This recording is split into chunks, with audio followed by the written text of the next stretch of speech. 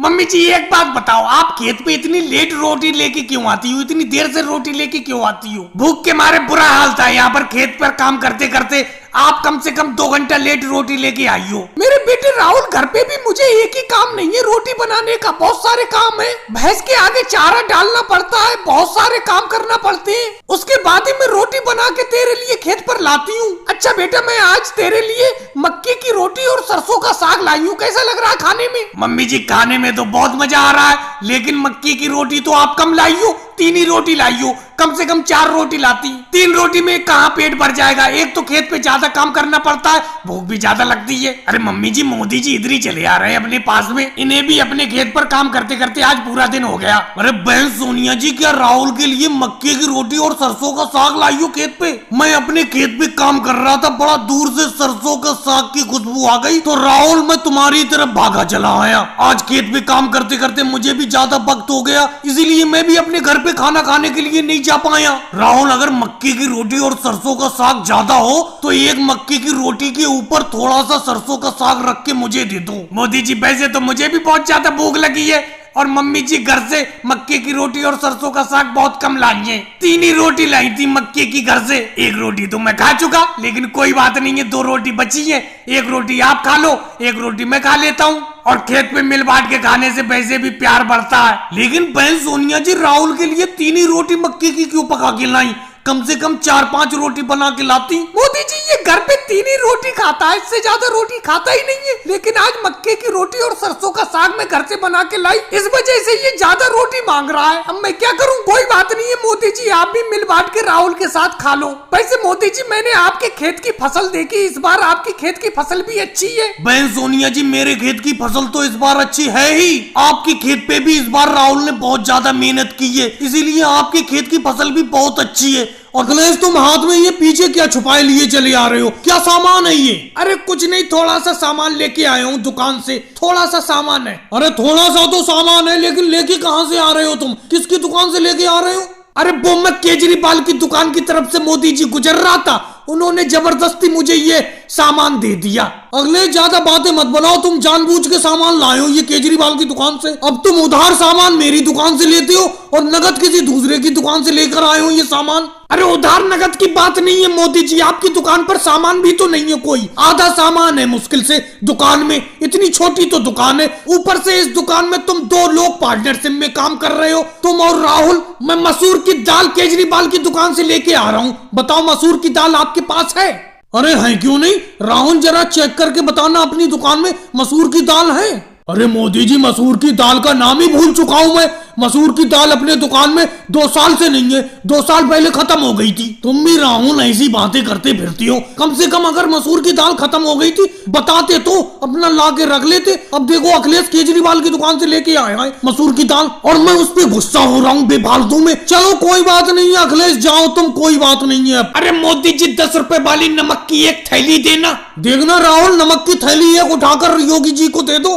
अरे नमक की बात कर रहे हो मोदी जी? अपनी इस दुकान में पूरे 1 साल से एक चुटकी भर नमक नहीं है। मैं खुद भी घर पर बिना नमक की सब्जी खा रहा हूँ। बताओ राहुल, अब योगी जी को किस मुंह से नमक की थैली के लिए मना किया जाए? अरे कम से कम नमक की थैली अगर खत्म हो गई थी तो मुझे तो बताते, मैं ला के रख लेता दुकान में। देखो मोदी जी, अपनी दुकान में लास्ट बार सामान 4 साल पहले आया था, जब अपनों ने ये पहली बार दुकान खोली थी। उसके बाद जो भी सामान खत्म होता गया वो दोबारा कभी नहीं आया है, इतना समझ लो।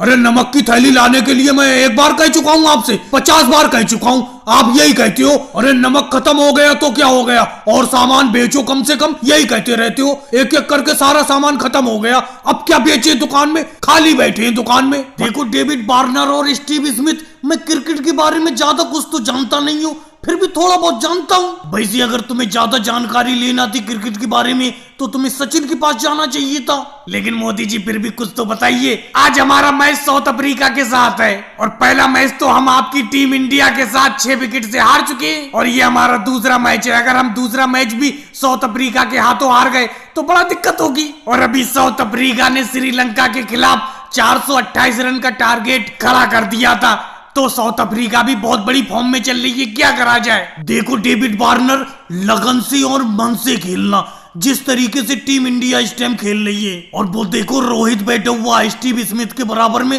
रोहित से कुछ पूछो। स्टीव स्मिथ तुम ही रोहित से कुछ पूछ लो। पूछता हूँ मोदी जी, पूछता हूँ। पहले एक बात बताओ मोदी जी, लगन से और मेहनत से तो खेलना ही पड़ेगा, तभी तो हम साउथ अफ्रीका से जीत पाएंगे, क्योंकि टीम साउथ अफ्रीका भी इस टाइम बहुत अच्छा खेल दिखा रही है। वैसे रोहित एक बात बताना, लखनऊ की पिच किस तरीके की है? या ये पिच फास्ट बॉलरों को मदद करेगी? क्योंकि आज का मैच लखनऊ के स्टेडियम में ही खेला जाएगा। कहीं ये पिच चेन्नई की तरह तो नहीं है, जिस तरीके से चेन्नई में हम 199 रन ही बना पाए थे आपके खिलाफ। नहीं स्टीव स्मिथ, इस पिच पे अच्छे रन बनेंगे, बढ़िया तरीके से खेलेगी ये पिच। और टेंशन मत लो, हमारे पास तो स्पिनर बहुत अच्छे अच्छे थे, रविंद्र जडेजा, कुलदीप यादव, रविचंद्रन अश्विन, इसीलिए तो हमने तुम्हें 199 पे रोक दिया था। और साउथ अफ्रीका के पास फास्ट बॉलर बहुत अच्छे हैं, इसीलिए उनके फास्ट बॉलरों को अच्छी तरीके से खेलना। और वार्नर बिल्कुल सही कह रहे हैं, अगर आज का मैच तुम हार गए तो बड़ा दिक्कत हो जाएगी। अरे साउथ अफ्रीका टीम के बॉलर रबाडा भी आ गए। रोहित भाई, वार्नर भाई और स्टीव स्मिथ भाई को क्या सलाह दे रहे हो? कुछ सलाह हमें भी दे दो। लखनऊ की पिच किस तरीके से खेलेगी आज? स्पिनरों को मदद करेगी पिच या मुझे मदद करेगी? रबाडा, अब तुम ये लखनऊ की पिच देख के ही बताना, ये स्पिनरों को मदद करेगी या तुम्हें मदद करेगी, यानी कि फास्ट बॉलरों को। फिलहाल मेरा तो ये कहना है, ऑस्ट्रेलिया टीम अच्छा खेलेगी तो वो जीतेगी, अगर आपकी टीम साउथ अफ्रीका अच्छा खेलेगी तो वो जीतेगी। मेरी तो शुभकामनाएं दोनों टीम के साथ हैं। दोनों क्रिकेट टीमें मेरे यहाँ पे मेहमान हैं। जब भी मछली पकड़ने के लिए हम आते हैं तुम जरूर पीछे लग जाते हो, और यहाँ पर मैं तुम्हें लागे बहुत बुरा पछताता हूँ। इससे तो अच्छा मैं राहुल को ले आता साथ में, समझे? एक तो तुम तालाब के अंदर नहीं उतरती हो, तुम्हें डर लगता है, पता नहीं किस चीज से डर लगता है। कहती हो कि मुझे जोंक से बहुत डर लगता है। जब जोंक से डर लगता है तो आते ही क्यों है यहाँ पर मछली पकड़ने के लिए? और जब मछली बेचते हैं पैसे सबसे पहले हथियाती हो तुम। अब तुमसे जाल नहीं खींचा जा रहा है, ये जाल खींचो, ताकत से खींचो। अरे तुमसे अच्छा जोर तो लालू जी लगा रहे हैं। लालू जी खींचो, जाल को खींचो, लगता है तगड़ी मछली फंसी है। अरे ज्यादा बातें मत बनाओ मोदी जी, कैसे करके खींचू इस जाल को? अरे क्या मछली फंसी है? कहीं मगरमच्छ तो नहीं फंस गया इसके अंदर? भाई मुझे तो दूसरी चीज लग रही है इसमें फंसी हुई। लालू जी तुम क्या कहते हो? क्योंकि ये खींचने में आई नहीं रही है। अरे अखिलेश, हम तो जोर लगा रहे हैं, तुम अपना देखो अपना। हम तो अच्छा खासा जोर लगा रहे हैं, तुम ही से जाल नहीं खींचा जा रहा है। अरे मछली क्या, तगड़ी मछली फंसी है, और तगड़ी मछली फंसेगी तो पैसा भी तो तगड़ा ही मिलेगा जब बेचोगे उसे मंडी में जाके, समझे? पैसे लेने के लिए सबसे पहले हो जाते हो, लेकिन जाल को खींच नहीं पा रहे हो। खींचो, जोर से खींचो। अरे मोदी जी मैं कहता हूँ चेक कर लो, कुछ और ही फंसा है। ये जाल खींचने में नहीं आ रहा है, खींच नहीं पा रहा है ये जाल। कुछ तगड़ी चीज फंस गई इस जाल में। मुझे लगता है मगरमच्छ फंस गया या कोई एनाकोंडा फंस गया। बहुत बड़ी चीज फंसी है, ये खींच ही नहीं पा रहे हैं अपना इस जाल को। बहुत वजन हो गया इस जाल में। अखिलेश तुमने बहाने बनाने में तो MBBS की डिग्री पा ली है, समझे? बहाने बहुत बनाते हो। अरे तगड़ी चीज फंसी है तो क्या हुआ? तगड़ी मछली फंसी है, और कुछ नहीं फंसा है इस तालाब में, और कुछ नहीं है मछली के अलावा। ज्यादा बातें मत बनाओ, जोर लगाओ। जोर लगा नहीं रहे हो, बहाने बना रहे हो उल्टे सीधे। लालू जी अकेले जोर लगा रहे हैं, देखो अभी मछली निकलेगी तगड़ी। खींचो खींचो, आ जाओ भाई, आ जाओ, जल्दी जल्दी आ जाओ, लेने के लिए आ जाओ।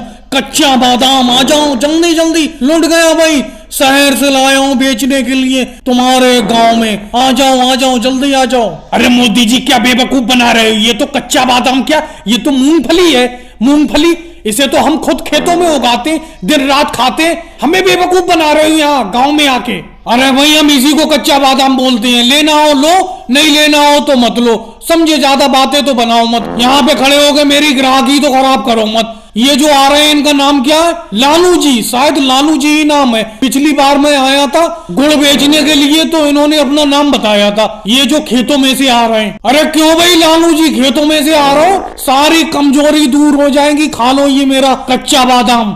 अरे मोदी जी तुम पिछली बार गुड़ लेके आए थे, गुड़ हमेशा मीठा होता है, लेकिन तुम इतना बुरा गुड़ दे गए, बिल्कुल खट्टा गुड़। और ये तुम मूंगफली बेच रहे हो, मूंगफली को कच्चा बादाम बता रहे हो, कमजोरी दूर कर देगा बता रहे हो। अरे ये गरीबी दूर कर देगा? बताओ, तुम्हारा कच्चा बादाम तो ले लूं मैं इसे 1 किलो। हाँ भाई कर देगा, गरीबी भी दूर कर देगा। इसे खाओगे ताकत आएगी, काम ज्यादा करोगे ज्यादा पैसा मिलेगा, इसी तरीके से गरीबी दूर हो जाएगी। ले लो मेरा कच्चा बादाम, कच्चा बादाम। अरे क्या बेहुदा मजाक बना रखा है मोदी जी, इस तुम्हारी मूंगफली को खाने से गरीबी दूर हो जाएगी, समझे? कैसी बातें करते हो? अरे पिछली बार लालू जी बता रहे हैं तुम गुड़ दे गए थे, गुड़ तो हमेशा मीठा होता है, लेकिन तुम उन्हें खट्टा गुड़ दे गए। अरे क्या मिला हुआ था तुम्हारे गुड़ में? अरे वो खट्टा हो गया था योगी जी, खट्टा हो गया था, किसी वजह से धोखे से गलत चीज पड़ गई थी उसमें। गन्ने की रस की जगह नींबू के रस से बन गया था वो गुड़, इसीलिए खट्टा हो गया। लेकिन ये बादाम तो तुम्हारे सामने है। राहुल, ये कर्जे की चिंता खाए जा रही है, ये कर्जा निकल जाए तो मैं चिंता मुक्त हो जाऊं। हाँ मोदी जी, पिछले साल की आपकी फसल बाढ़ में बह गई थी तो अब आपने कर्जा लिया था, किससे लिया था? अरे राहुल, मैंने योगी जी से कर्जा ले लिया था, मूल रकम तो मैं दे चुका हूँ, थोड़ा सा ब्याज रह गया है, सूद रह गया है। अरे रास्ते चलते मांगते रहते हैं ये योगी जी, इनका कर्जा निकल जाए बस। अरे अखिलेश, तुम्हारे ऊपर भी तो कर्ज है योगी जी का। अरे मोदी जी क्या बताऊं, मेरे ऊपर तो लालू जी का कर्ज है। असल में मैंने पहले कर्जा योगी जी से लिया था, जब उन्होंने बहुत सख्ती से अपना कर्जा मांगा तो मैंने लालू जी से कर्जा उठाकर योगी जी को दे दिया। अब लालू जी का कर्जा मेरे ऊपर हो गया है। अरे मोदी जी, वो देखो योगी जी और लालू जी चले आ रहे हैं, लगता है अपना कर्जा मांगने के लिए आ रहे हैं। क्या करें अपना लोग, क्या करें? अरे मेरे तो हाथ पैर फूल गए योगी जी को देखकर, मैं क्या करूं राहुल? ऐसा करो मोदी जी, अखिलेश आप झोपड़ी के ऊपर बैठ जाओ, बाकी मैं संभाल लेता हूँ, वो तुमको देख ही नहीं पाएंगे। अरे राहुल, तुमने मोदी जी को देखा, मैं उन्हीं को देखता हुआ फिर रहा हूँ। वो ज्यादातर वक्त तुम्हारी झोपड़ी पर गुजारते हैं, इसीलिए मैं यहीं पर देखने के लिए आ गया। नहीं योगी जी, मैंने तो नहीं देखा है मोदी जी को। क्या बात है, क्या काम है उनसे आपको? अरे राहुल, क्या बताऊं, किसी के सामने भी कहते हुए बुरा लगता है। पिछले साल मोदी जी की जब फसल बाढ़ में बह गई थी तो इन्होंने मुझसे 50,000 का कर्जा लिया था, अभी तक नहीं चुकाया है, जबकि उस कर्जे का ब्याज 1 लाख रुपया हो चुका है। और लालू जी आप कैसे आए हुए? अरे मैं अखिलेश को देखने के लिए आया हूँ, मैंने सुना है अखिलेश यहीं पे, मुझसे अखिलेश ने कर्जा लिया था, अभी तक नहीं चुकाया है। अरे वो दोनों लोग कर्जा दे देंगे आपका, आप घर जाओ, उनकी फसल तो आने दो, फसल जैसी आएगी वो तुम्हारा कर्जा चुका देंगे। देखो राहुल, मोदी जी अगर मिले उनसे साफ साफ कह देना कि वो भले ही मेरी मूल रकम 50,000 ना दे, लेकिन ब्याज 1 लाख रुपया दे दे मेरा। लालू जी, अखिलेश तो सही है, मैंने उससे थोड़ा सख्ती से पैसा मांगा, उसने मुझे पैसा तो दे दिया भाई, तुम मांगोगे तुम्हारा भी दे देगा। लेकिन ये मोदी जी बहुत परेशान करते हैं, ये पैसा देने का नाम नहीं ले रहे। राहुल, कहीं तुम झूठ तो नहीं बोल रहे हो, कहीं तुमने अपनी झोपड़ी के अंदर तो नहीं छुपा लिया मोदी जी को? अरे कैसी बात करती हो योगी जी, मोदी जी कोई सोना चांदी है जो मैं उन्हें छुपा लूंगा? आप टेंशन फ्री होकर घर जाइए, मैं उनसे कह दूंगा, वो तुम्हारे पैसे दे देंगे। भाई लोगों, वीडियो को लाइक करो, चैनल को सब्सक्राइब करो।